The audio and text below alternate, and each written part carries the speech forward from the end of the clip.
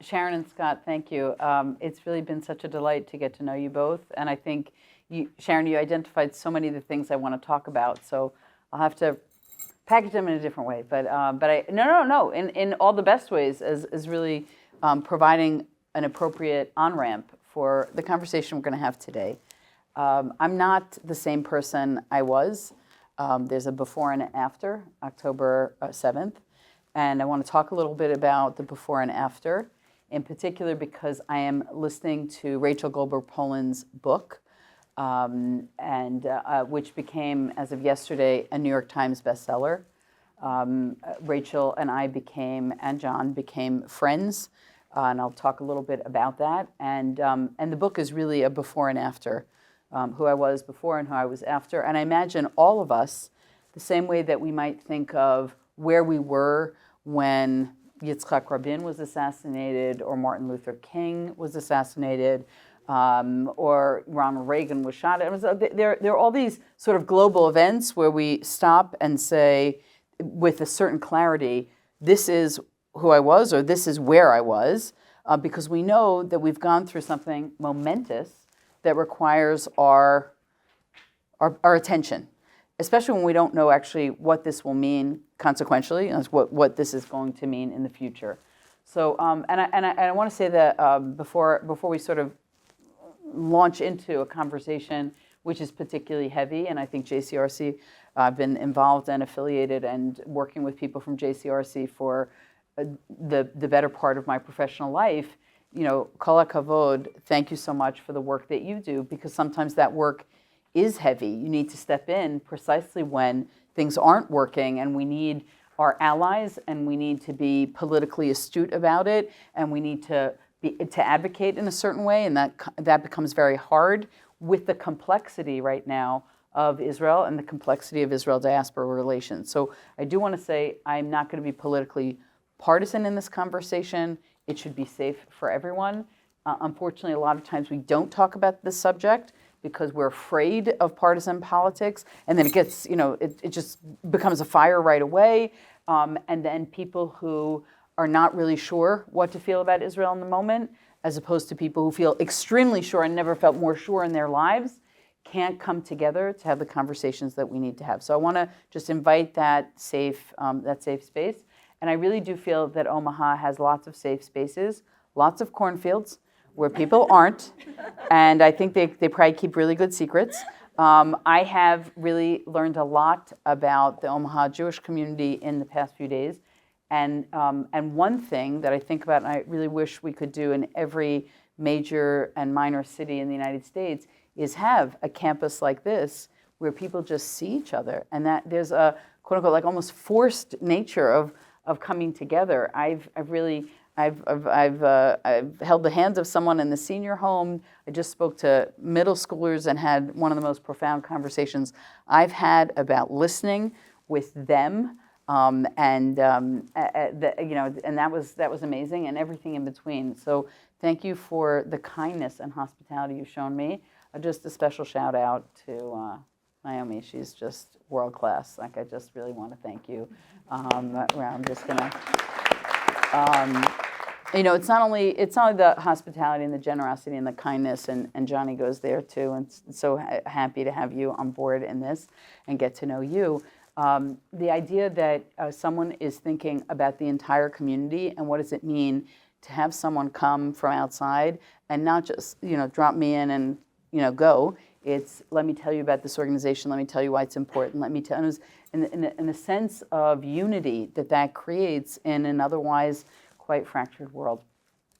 So on October 7th, I was in synagogue, and I was in the middle of saying Hallel, which is, a string of, for those of you unfamiliar, it's a string of psalms that we say on special days where we're happy.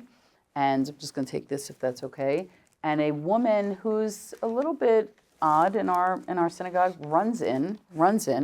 She points to the word Yisrael, Israel, in her prayer book, and she keeps going like this to me. And I'm not understanding what she's saying. And I try not to speak while I'm in the midst of prayer, but she's very, very belligerent about this. And finally she says, Israel's at war.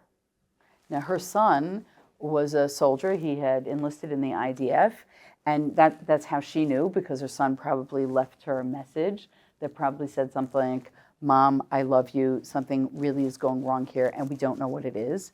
And then slowly it became more apparent. I live right outside the DC area, and in my synagogue, we have several congregants who work in the Washington Institute for Middle East Studies, who had, one of them, David Makovsky, who did the maps. He worked for the State Department. He's negotiated a number of peace settlements. He actually lives close by. A number of us who are close friends went to his home. His research assistant, who's not Jewish, came over to turn on his television, and we were glued and not understanding what was going on. At that time, we heard initially 11 hostages were taken. That number creeped up to 30, and it was unbelievable. 30 hostages, unbelievable. Cannot believe it. And that number then became, like just more and more and more. We didn't understand what was involved at the time, but we knew, I certainly knew, I imagine many of you knew, that something had happened of historic significance, and we were in the midst of it, and we had no idea what it was. The next day I had over someone who has worked for a political administration. We don't share politics, but he came over as a guest, and that's one of the things I love most about my synagogue, is that although people work for the government and work for the administration, for the most part, people understand when you're in synagogue, you're in synagogue, right? You're in synagogue. This is a spiritual place, and you're here as a servant. You're not here to advertise. You're not here as a billboard. And I said, well, the world will now see just the eruption of anti-Semitism. The world will see. And he said, Erica, don't be naive. They will see today, but tomorrow they won't see. And I thought, what are you talking about? It can't be possible.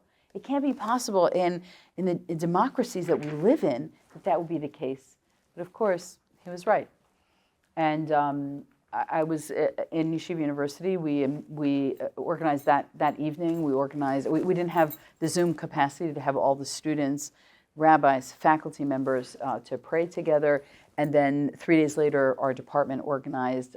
We had about 1,500 students in the same room, and we had politicians who came, and we sort of wanted to come together as a community. I imagine, what did you guys do on that day? Did you come together as a community? I mean, how did that? Yeah. Everybody together, yeah, and you don't even like. It was actually pretty easy to plan, even though to plan an event with 1,500 people usually takes a long time. Sort of everybody just wanted to be together. Everyone didn't know what to do or what to think. We needed spiritual guidance, and it was very complicated. So a friend of mine came in the office, a rabbi in Manhattan of a very large synagogue. I said, "Oh, what are you doing here?" And he said, "Well, I'm returning some library books. I wanted to see if you're in your office." I said, "Oh, how long have you had those library books?" He said, "Oh, before COVID." I go, "Listen, I'm going to be my inner librarian. Those books are late." But because of those late books, I got to Israel. He was in the room with me, and he said, "Erica, a group of rabbis and educators, a group of rabbis are going to Israel. I'm going to Israel tomorrow." I said, "You're going to Israel tomorrow?"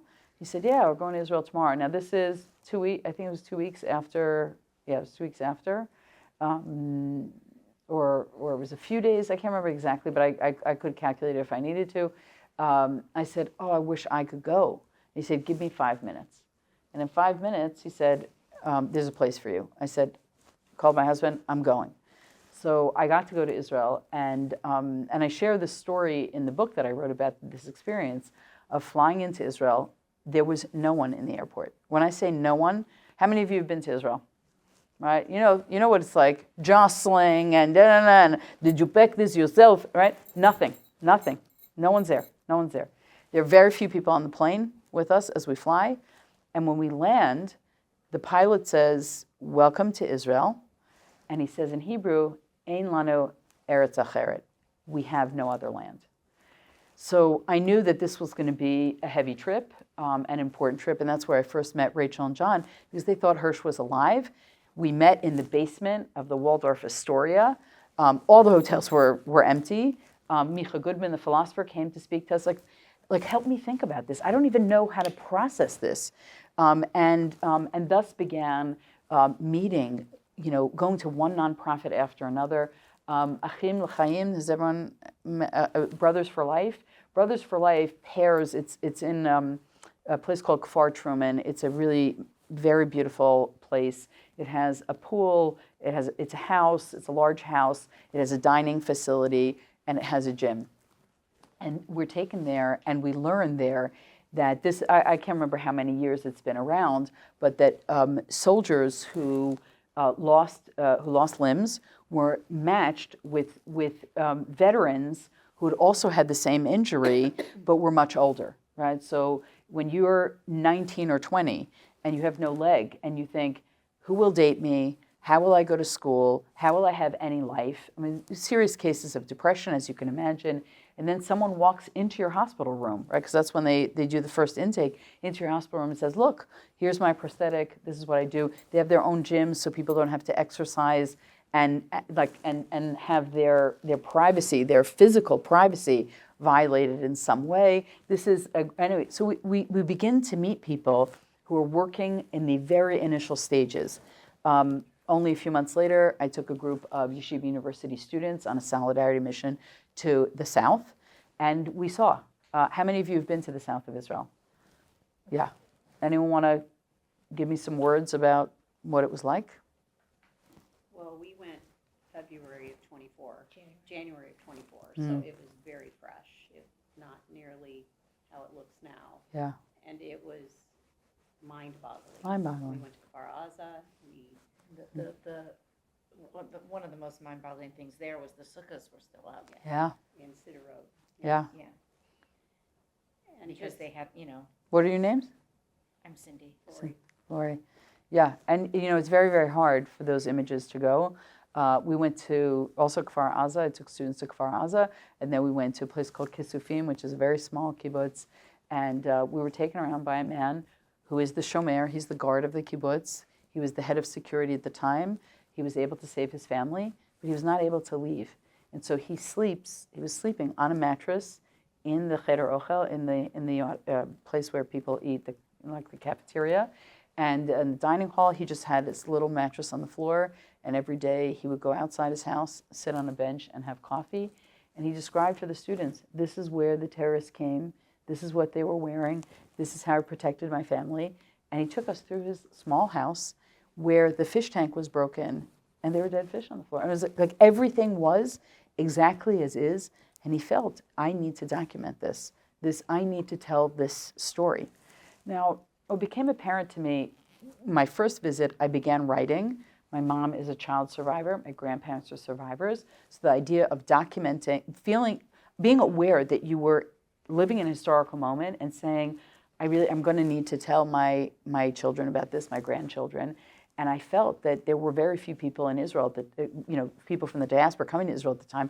I said, I need to tell my students this story. I need to write about this story. I'm a writer. I grew up in the home of a writer, so it was very natural for me. But then it was like, how to tell this story. And then I wrote about this for the first 100 days, and it was published online by Koren. And then I said, what's 100 days? We thought, I remember there were posters, Yom Chamishim. It was the 50th day. And my parents like, we got to 50 days? Who could imagine that this would last for 50 days? Where was the world? I remember I was in Israel when some of the initial hostages were let out in November, if you remember. I think there were 50 of them let out. And it was like the weirdest game show. You were sitting with relatives in Israel as we were watching the Red Cross and we're watching the families. And I really struggled with being a voyeur to this experience. How many of you watch videos of soldiers coming home and everyone jumping on them? Their kids, their mother being embraced, right? Now, and one of the things I deal with in the book that I end up writing is, on the one hand, saying, this is their moment. Leave them alone. They need privacy. And then, play it again? Could I play that? Could you play that again? In other words, because you want the happy moment, which ties this together, even though you know that there's something false about it. So that feeling of how to live as a diaspora Jew with this information was very painful. Now, how many of you took boots to Israel? Anyone take boots to Israel?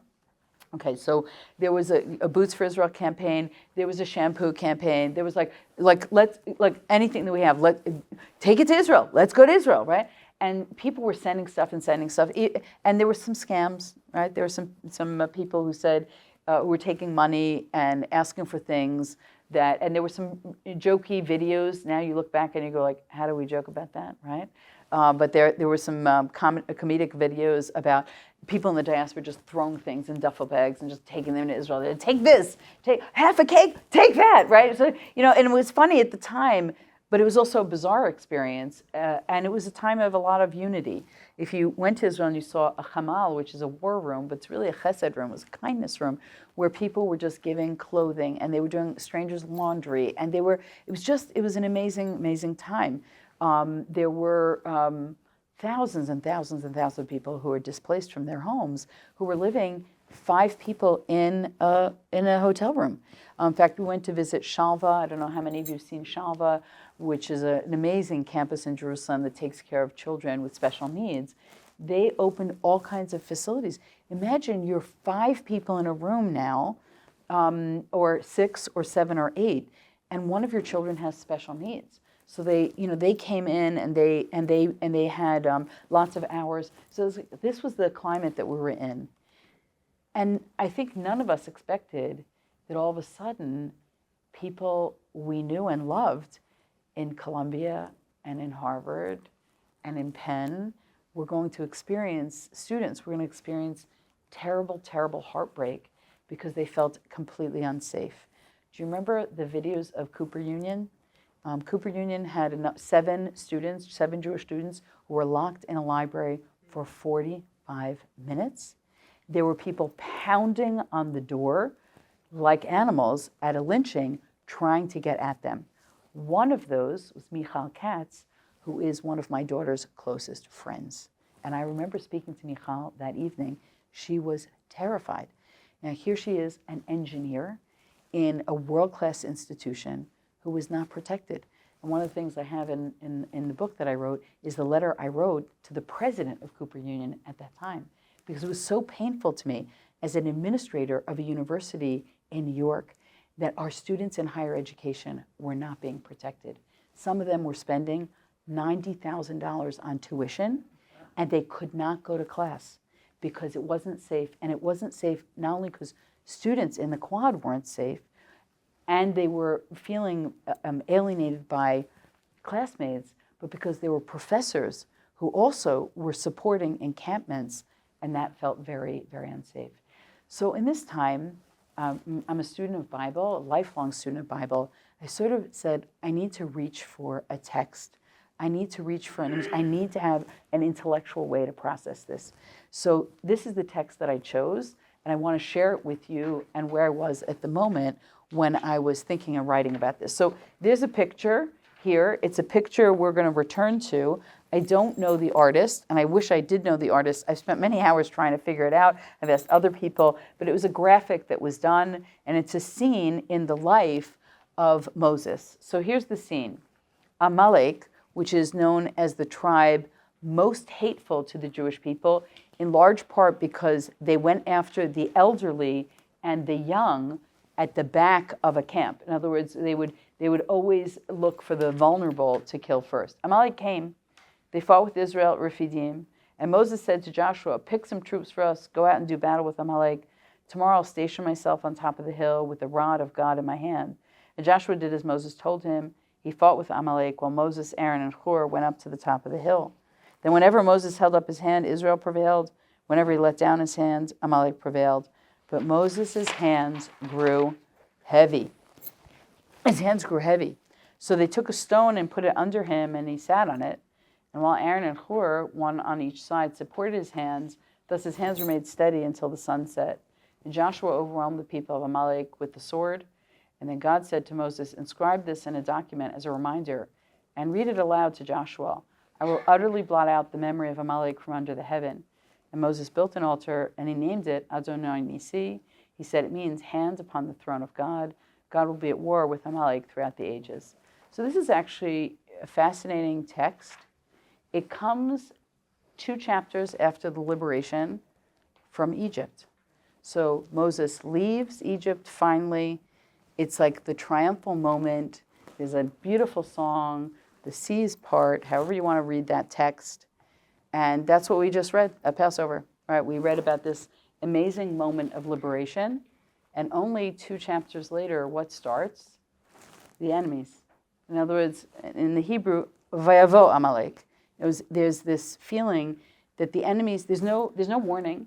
They just come. And they come. And if you talk to people who were there in that morning light, who just suddenly like picked up a rifle, went down, heard from a command. It was like people had no idea, but they should go south, they should travel. And it was vayavo. Something happened. There's been a breakthrough. No one understands, but the instinct is to protect, and that's what we need to do. So Joshua says, I need you to pick some troops out. I need you to go to battle with Amalek. Now, if you look at this picture, you can kind of see on the bottom, there are people on, like to the left of that hill, there are like little dots in the gray, that's actually that's the beginning of the desert. And those are the Israelites who are going to have to prepare now to fight the Amalekites. So the artist has made a distance between those who are fighting and those who are up on this hill. And Joshua did as Moses, I'm going to be on the top of the hill. Now, if Moses says, I'm going to be on the top of the hill, Joshua, you take over, Joshua could have said, hey, that's not fair. All right, I know, like, you did a lot of work for the Jewish people in the past few chapters, but, I'm not ready for the handoff. You're the leader of the people. Now, God is preparing Joshua for the role that he would have as he crossed over the Jordan River sometime later in the book of Deuteronomy. But for right now, Moses is saying, it takes 2 things to win a war. One is to fight the enemy outside of us, and one is to fight the enemy within us. And I'm going to have a rod, and I'm going to hold it up. Now, the rod was his staff. I always say you can't be a good Jewish leader without a good staff. Right? So it's my only Jewish leadership joke. There you have it. So Moses takes the staff. Now, why would you take that staff? Why would that staff inspire other people to fight? So much so that there's a rabbinic text that says the staff was created before the world was created. It's one of a few items. There's something very magical about this staff. Yeah. Is it the one that turned into a snake and turned not into a snake and performed all the miracles for Pharaoh? Yeah, beautiful. So I always say, if you didn't read the book, you saw the movie, right? And it was, you have a staff. You have the staff. And by the way, I was speaking to an introvert about this and got such an interesting reading. He said Moses didn't want this job. God gave him a staff as one of the tools, the instruments that he would need to lead. Because, when you have a staff, it makes you look taller, right? It makes you, you can use it. And when people see that it comes out, they know that something's happening. And maybe you need fewer words. This person who was very introverted said, oh, I totally understand the staff. You need to distract the attention from you onto an object so that you can do what you need to do. Yeah? But of course, it's the same staff that he uses against God's will, and it prevents him from going into Yes, yes, yes. Because tools can do different kinds of things, right? And the abuse of tools. But notice, it's not a sword. And that's very, very important. It's not a spear. It might have the same length, but the top isn't an arrow. The top is hooked. And I've written a lot and thought a lot about the image of the leader as the shepherd. Everyone who's anyone, if you want to be, you want the MBA in leadership for the Jewish people, you need to have, you need to have a flock and you need to have a staff. And I've thought a lot about this because, the shepherd, and that's Rachel and Isaac and Abraham and David and Moses, right? Moses is a shepherd only for one verse. He's got to be a shepherd because you need that degree. You got to be the shepherd. So the idea of having a shepherd is you're constantly thinking ahead. Where can I graze the sheep? Where can I take the sheep? What can I do with the sheep? What are the predators? What are the enemies? But I learned something when I went to Scotland where the sheep-to-person ratio is very high. And the sheep just, like, they're in the middle of the road and you're going, is anyone moving these guys? Or I'm just going to sit here. You're going to sit here. Anyway, so I learned something because I talked to an actual shepherd, and the shepherd said to me, we always work from behind. Because if you're standing in front of the sheep and you're not paying attention, you look back, like, where are they? You have to stand behind, and you get a view of where they're going and who the stragglers are, who you have to protect, who you have to redirect. So it really refocused my understanding of Moses and leadership generally, of what a staff is possible of doing. And it's a non-violent. It's very simple. It's very simple. In fact, that scene what's your name? I'm sorry. What's your name? Laura. So the scene that Laura mentions when Moses says, I can't do this job, and God says, what do you have in your hand? You have a stick. He's saying, you don't need anything else to lead. You need the belief that you have power. So when you put it on the ground, it turns to a snake. What's that snake the metaphor for? Everything that you are afraid of, but know that you can grab hold of it, and it will turn back into a staff. And it's amazing training technique to say to him, you have everything within you that you need to lead, you have in this moment, except the belief in yourself. And can I in some way impart that to you? And that's a long personal process. So Moses takes this magical staff, which is going to give people inspiration because they saw it split the water, right? They saw it. Moses used it as he's doing the plagues. And he holds it up. And it's actually such an interesting, the Bible is very economic with its language. It doesn't use a lot of words. So when it describes a scene for us, it's like every detail matters. Right, we don't see Moses' face in this depiction. We don't see Hur's face. We see Aaron's face. Tell me something about Aaron's face in this. It looks like he's struggling. He's struggling mightily, right? This is hard for him. He's older, but he understands that this is consequential, right? He has to do this. And this is the point of the text when they have Moses sitting upon a stone. Now, stones in the Hebrew Bible, extremely important. Robert Alter, the professor of literary studies of the Bible, talks about stones in the life of Jacob, which I think can equally be applied to Moses, that stones represent the hard and unyielding nature of some of the challenges we have. Right? So he's sitting on this stone. He's trying to be as strong as the stone, and he's got the help of the spiritual person, his brother, right, the priest who's next to him, and he's got the help of someone who has military expertise, because you cannot win a war with strength alone. You have to have moral clarity, you have to have spiritual strength, you have to have belief. One of the things that was very, very striking to me, was the depth of and the reach of certain mitzvot in the lives of many of the hostages and many of the soldiers. They wanted tefillin, they wanted tzitzit, they wanted mezuzot. It's like, why do you want all these things, right? You're not observant. I had the privilege over Passover to interview Omer Shem Tov and Maya Regev. She was there; they're close friends. She was there for 50 days. She was held hostage. He was for 505 days. He spent 50 days in solitary confinement in a tunnel, totally black. He says, God was with me every single day. And his mother was reciting, I also got to interview, his mother was reciting Psalm 20. He was reciting Psalm 20. This is amazing. They're all tattooed, right? They're not Sabbath observant. They're not like, this isn't, but what they want to say is, when I was in crisis and I reached out to the Jewish people, it wasn't only with the people who are here horizontally, it was all the people who came before me, who had this tradition, who had these commandments. And I want to tell you something about mezuzah, which I thought a lot about and has become much, much more important to me as a mitzvah post-October 7th. It was always important for me, and I'll tell you why, and it became much more important to me, and I'll tell you why. So, mezuzah is an interesting thing. Because we in Judaism, we have a lot, and all religions have a lot of rituals around liminal spaces, right? Times that are not one thing or another thing. So on Shabbat, we light candles, right? As dusk is setting in, and darkness, we make Havdalah, we make Kiddush, we make Havdalah in the evening as the Sabbath is over, because as we're getting back into the regular routine of life, we want to put a ritual there. It's in between. Right?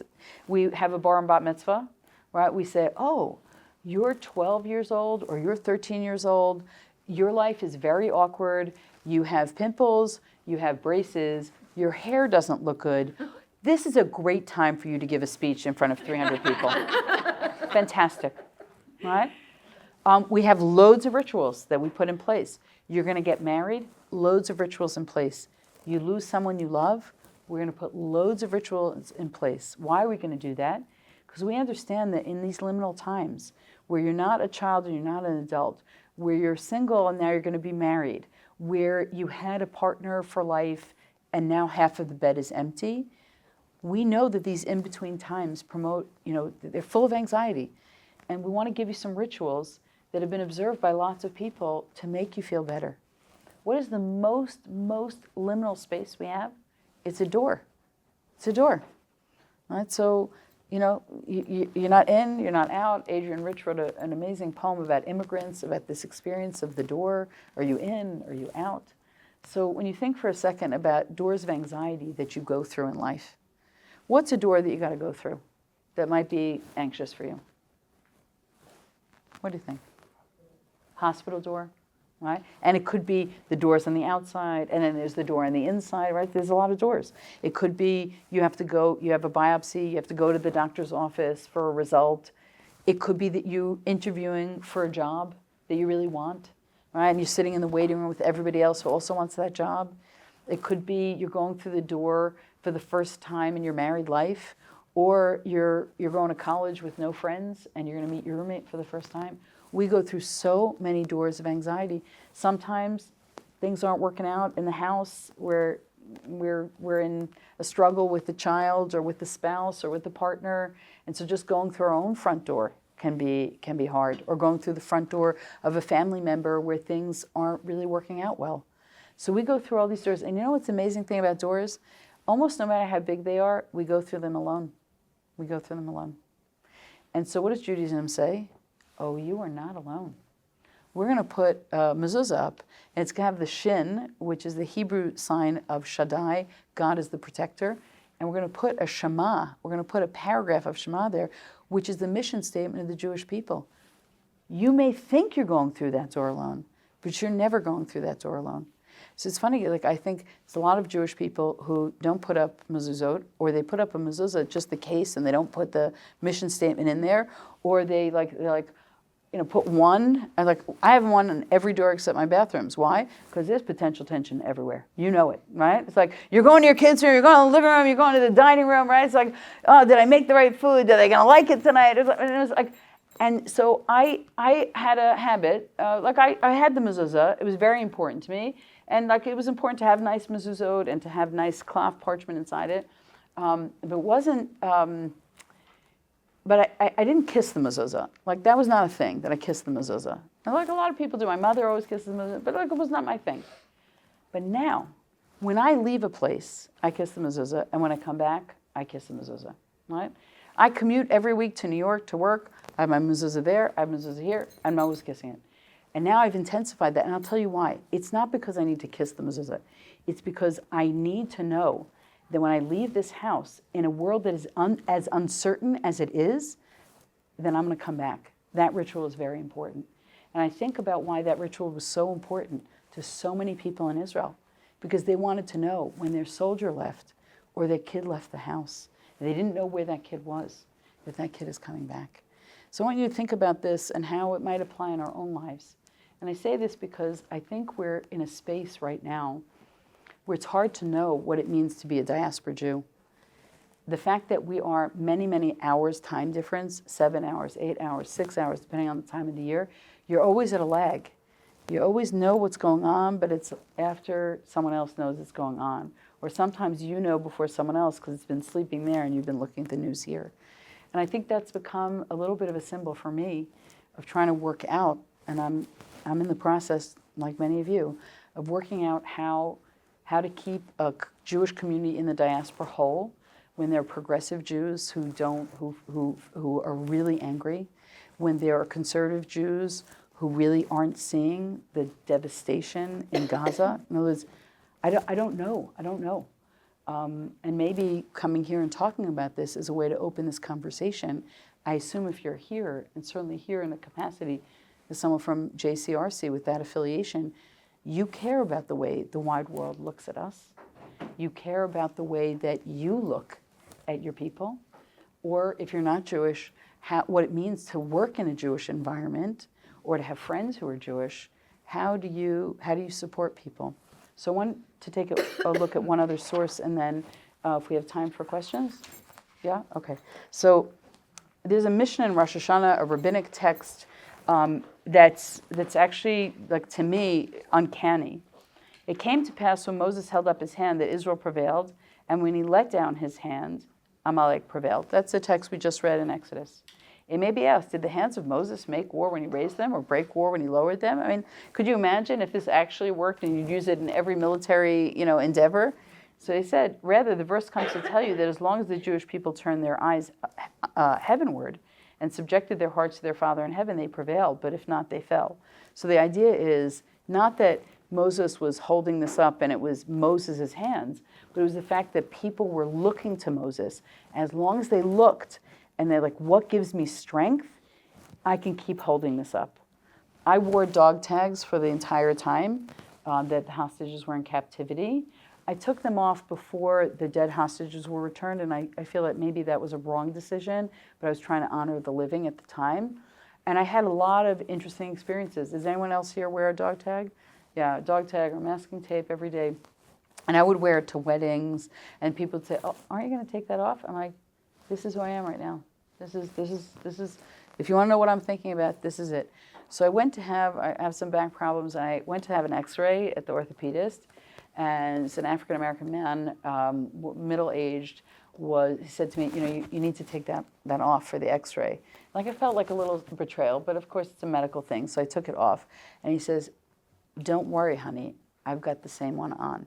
And underneath his cross, he takes out of his shirt his dog tag, as if to say, you're going to take it off, but you should know that I'm keeping this on for you. And I was just so flabbergasted. And I've been flabbergasted, and I wrote about this experience. I don't know, did anyone here go to the Washington, the rally? All right, so YU took 44 busloads of students. People were learning and studying and praying on the. I mean, it was an amazing day. It was actually very, very hard logistically to orchestrate to make sure all of our students had kosher food, multiple meals, sweatshirts. It was like a whole big thing. But it was really, if you ask any of the students who were there, it was a day that, and one of them very kindly took a picture of the sea of sweatshirts, and it was really quite a remarkable day. Anyway, a friend of mine, Tammy, who's also a Bible educator, and so a friend of mine spoke to me afterwards. I didn't know that she was there, and I didn't see her because there were thousands of people there. And she said she was standing there, and she was weeping.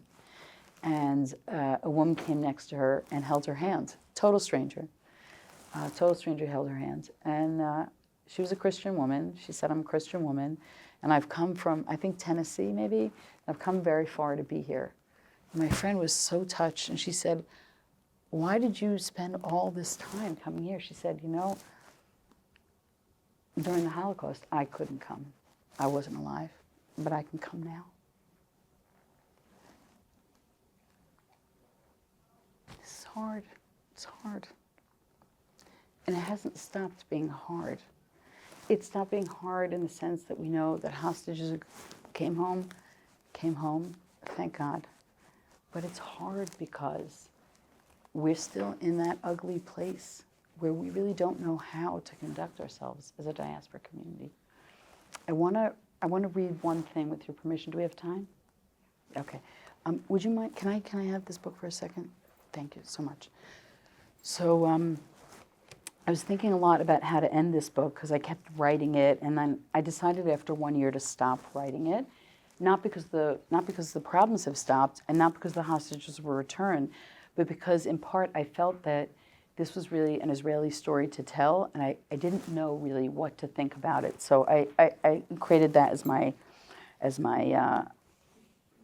stop. Anyway, I want to share with you an amazing Talmudic story that has given me a lot of strength, and the one biblical figure besides Moses in this story, which has given me a lot of strength, and that is the figure of Elijah.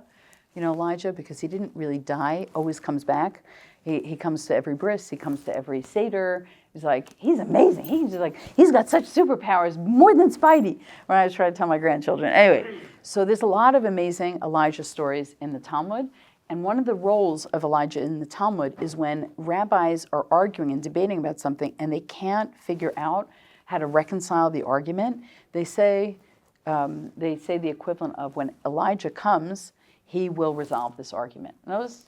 We don't say it's irresolvable. We just say, like there are mystery people who have some access to things that we don't have access to, and when he comes, we'll know. So anyway, they're in a market, in a shuk, and this Rabbi Baruch, sees Elijah in the shuk, and he goes and he runs over and he says, "Is there anyone worthy of life in the world to come in this shuk?"